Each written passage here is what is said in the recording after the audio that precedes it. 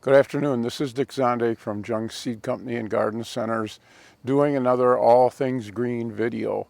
Today we're going to talk about planting fall bulbs, tulips, daffodils, fritillaria, crocus, and give you a little bit of what you should do, and then we'll show you a little bit of how we cover them up in the summertime so that you have color all season long. So first thing we want to do is remember that the bulbs should be planted probably 3 to 4 times the diameter of the bulb, and then depending on the soil type that you have, maybe deeper if you have a sandier soil, or shallower if you've got a clay soil. And so because in Randolph we have a good silt loam soil, they're going to go between 6 and 8 inches. And what we want to do is, I've got the side of my house here where I've put mulch on top of the soil, and so the first thing we're going to do is just rake the mulch away so that we get down to the soil, because you want to plant them in the soil. So now we've got the mulch raked away, and we're going to plant the tulips. Okay, the first thing that we're going to do is we're going to put some bulb booster type fertilizer on the ground where we're going to put the bulbs, because when I drill the holes for the tulips, I want that to mix in with the soil so that we have a good amount of nutrients for the bulbs to work on. So we're just going to spread some of this bulb booster type fertilizer on top of the soil.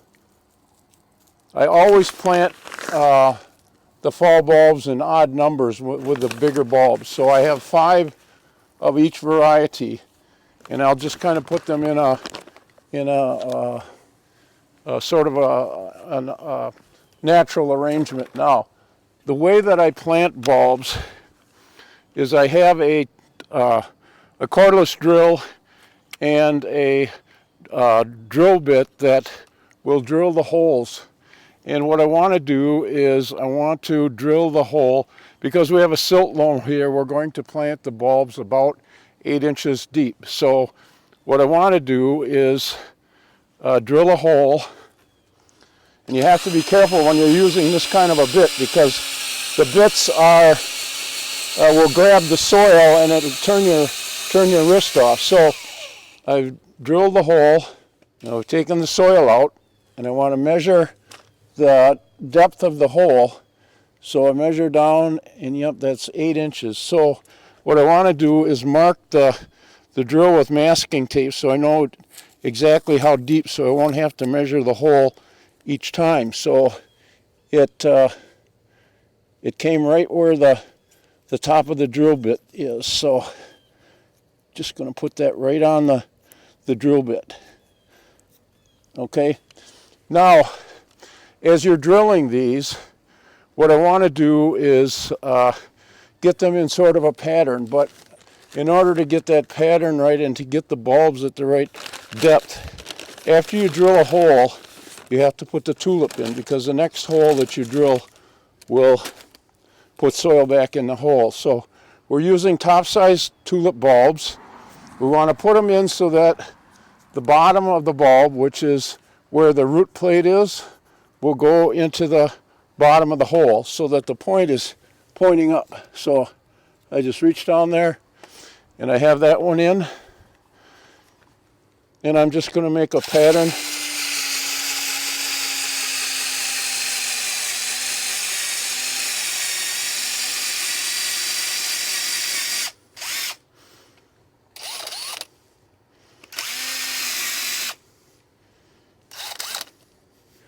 And I put the next bulb in.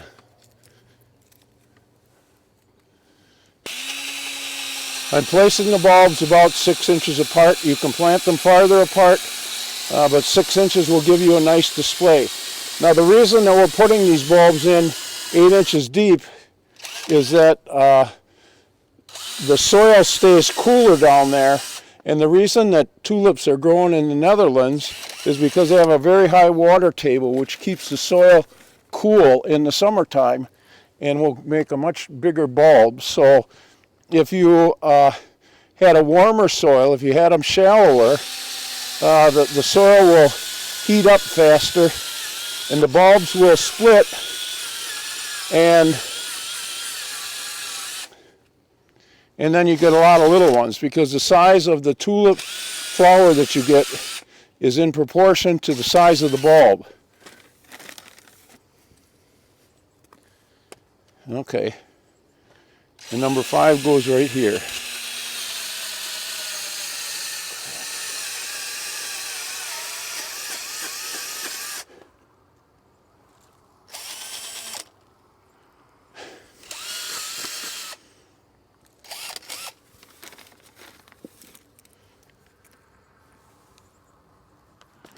Going to put a little bit more fertilizer around because this is the soil that we're going to put back around the bulbs.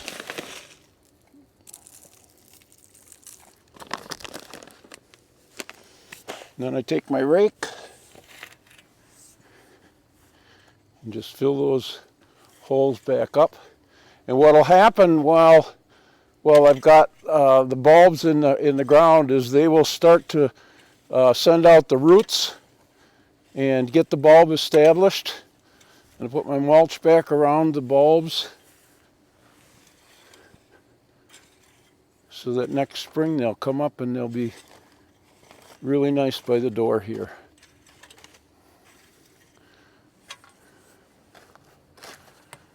Then I'll get a stake, a garden stake, and with a water resistant pencil I will put the name on it so that next spring when they come up I will know exactly what variety I planted there.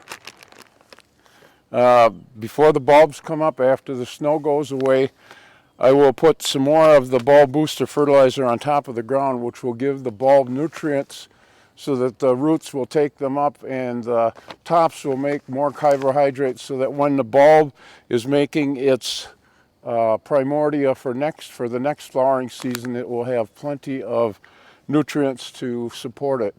Now with the tulips, you want to leave the tops on until they start turning brown, and actually when the bulb is ready to get rid of the tops, when enough of the carbohydrates are made, there's a zone formed just above the bulb, so when you pull on the green, it will let go. If it feels like you're pulling the bulb up, let it alone, because it needs to be completely dissolved. The abscission zone has to be dissolved and the top has to let go. That way the bulb will have enough nutrients so it will flower year after year. And you'll have a beautiful display for the next few years. Okay, we've got the tulips planted and we're going to move to daffodils. With the daffodils, we want to plant large bulbs again. So we have what are called double neck bulbs. They have 2 necks on them. You can't quite see that, but that does have 2 necks. And so we're going to plant those at least 8 inches deep like we did with the tulips. So as we did before, we rake the mulch up so that we get down to the soil. So we have the mulch raked away from the soil, and we're going to put some of the bulb booster type fertilizer on top again, because we want to mix it with the soil that goes back around the daffodils as well as we did with the tulips. So then we take the drill, and again we're planting in odd numbers, so we're going to go down our 8 inches, which we have marked on the drill, and we're going to take one of the bulbs. You want to plant it with the basal plate down, so we put it in the hole, and take the drill and drill another hole.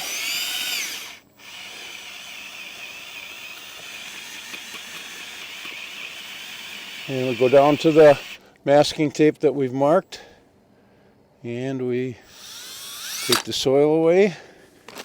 Take another bulb, plant it with the nose up. Do the same thing again.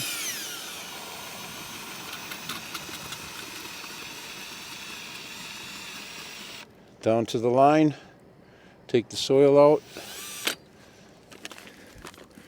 and put a bulb in.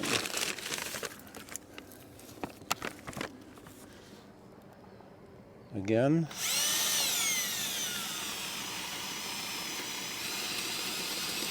Down to the masking tape, take the soil out. Put another bulb in. One more bulb.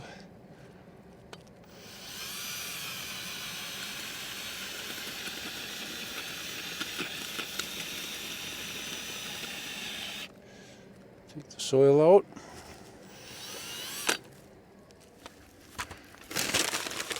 Put the bulb in.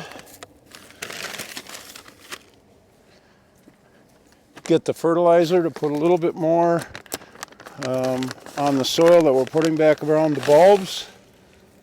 Sprinkle it around so that it mixes in with the soil.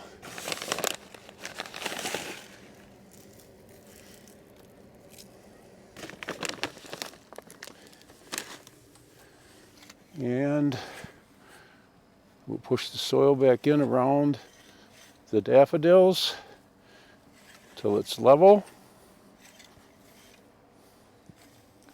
And then we'll put the mulch back in place.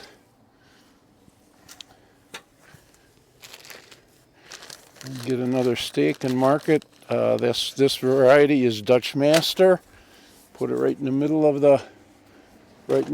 the clump, and that's how we plant our daffodils.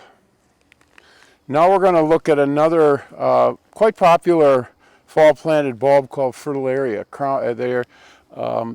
They have a nice stalk that comes out of the ground in the springtime with orange, red, or yellow flowers on it, and it's very, very showy in the springtime.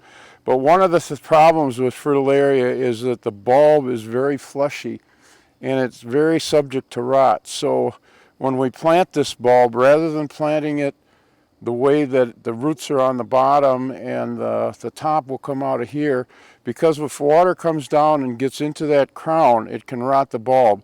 So we're going to plant it on its side like this. So we do the same thing. We get the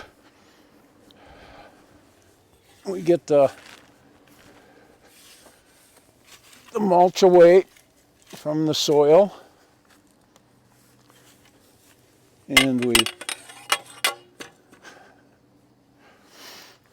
take our drill, and we know that the tulips are in this area, so we're going to put the Fritillaria right here. Now, this particular area of my house does not have a basement underneath it, so we don't have to worry about how close we get to the foundation. If you've got a basement under the area where you're planting bulbs, you want to stay about 2 feet away from the basement, because what will happen is the heat that comes out of your basement will cause the bulbs to come up prematurely in the springtime. But in this area we don't have any basement underneath it, so we can plant it a little bit closer to the wall, because it'll look really nice coming up against this Lannon stone wall. Then we do the same thing. All the bulbs love to have fertilizer, so we're going to put some fertilizer around the bulb where we plant the bulb, and then we're just going to move the soil back around the bulb. Okay, now that we have the bulb in the ground on its side, we put some fertilizer around that will get mixed with the soil when we put it back around the plant. We just take the soil and put it back in the hole so that it fills it up, tap it a little bit, and take your rake, put the mulch back around it, So it looks like nothing's ever been done, and next spring they'll be coming up really nice. So that's how you plant a fritillaria. The last bulb that we're going to plant this afternoon is crocus, and the small bulbs can all be planted about the same way. Because they are smaller, you can plant them much closer together. So rather than using the drill, what I'm going to do is take the rake again and rake the mulch away.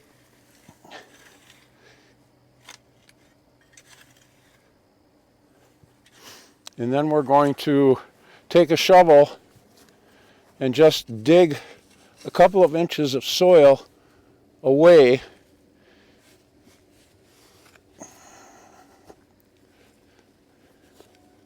We're going to plant the crocus about 2 to 3 inches apart. So we've got a little bit of soil taken out of there. We've got a nice bed for them to go into. Going to put some fertilizer, some bulb booster fertilizer in the bottom.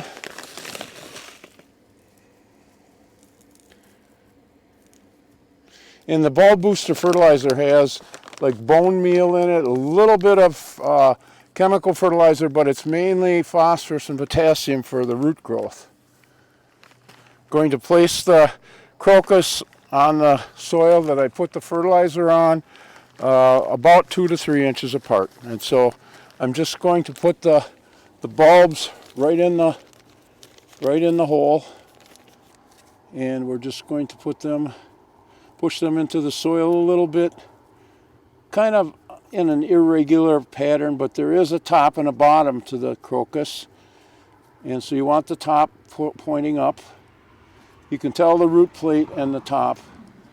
So we're just going to push them into the soil a little bit. And this will just be a very pretty little patch of flowers in the springtime. Crocus is one of the first bulbs that comes up. And okay, we have the crocus in place now. We're going to put the soil back around it. And again, we're going to put a little bit of fertilizer in the soil that we put back around the hole. Now the soil that we have is a little bit wet because we had rain a couple nights ago, but we wanted to shoot these videos. So we just mix that in a little bit and we just put it on top of the bulbs. And those bulbs will immediately start to root into the ground and will be resting very comfortably through the winter. And then next spring, when it starts to get warm outside, we'll have a very pretty little patch of crocus, which we will show you in an addendum to this video. Okay, that's the basics of planting fall bulbs. Remember, you put them in at about 3 to 4 times the depth of the diameter of the bulb, and you want to put a bulb booster type fertilizer, something that doesn't have a lot of nitrogen, which is the first number, but it has the phosphorus and potassium for the good for good root growth. And then you put the soil back in around them. You put the mulch back over the top of them, and I like to put a garden stake so that I know exactly what variety I have. So that's it for planting fall bulbs. We will be putting addendums on these next spring to show you what happens with these particular bulbs that we planted. For now, this is Dick Zondag from Jung Garden Center and Jung Seed Company saying good luck with your fall planting, and you'll have beautiful flowers in the springtime.